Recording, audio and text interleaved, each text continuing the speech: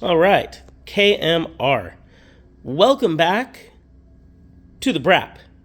So, if you've been paying attention, we're actually starting to work on putting my Billet 3 rotor into my old Formula Drift RX8.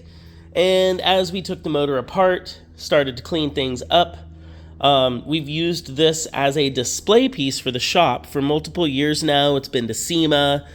We've talked about it in the past. And we've built a few other billet motors here at the shop. But this one never really got fully put into the car we intended to, which was our drift car, because we really never had enough time to properly develop it. And now we have the time, and I figured I would just simply be a bad rotary enthusiast if I didn't get these parts on the table and show them off and talk about them a little. So billet rotary motors are still fairly new to the industry. They've really taken shape in the past 10 years, with the past 5 pushing the development, reliability, and how they're made further along. The first components we saw in the billet rotary area were basically these style of components developed by Billet Inc., I believe.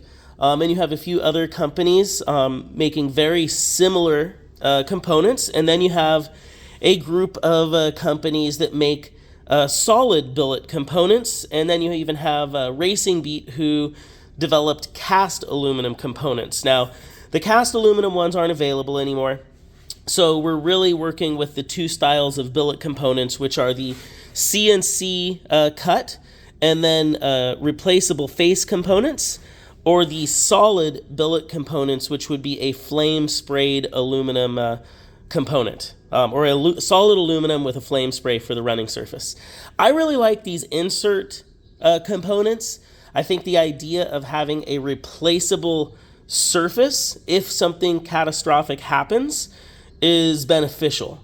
I would hate to have to throw away an entire component if it could be avoided, and I think resurfacing a flame-sprayed aluminum component, or even these plates, would be less than ideal. So having a replaceable plate is definitely, I think, a great idea and part of why I like billet rotary components. So that's kind of where I'm going with my decisions and development. Another thing that the billet replaceable face style gives you is in your solid billet components. Sorry, this thing's a little dusty. It's been sitting out. You actually have cooling capacity behind that faceplate. Being able to get that plate out allowed the machine work to go deeper into this cooling jacket area than they're able to do currently with solid billet components. And part of my fear with all billet rotary blocks is having enough cooling capacity and being able to control the temperature of the block, because you do now have a block that can potentially have a different expansion rate than the original cast iron blocks. So you can see we are working on the block. We're cleaning things up, and we're going to either go street port or bridge port. I think within drifting, it's going to be an advantage to have all this extra cooling capacity and replaceable face. There's arguments for both sides, and I'd love to hear other people's thoughts and experience.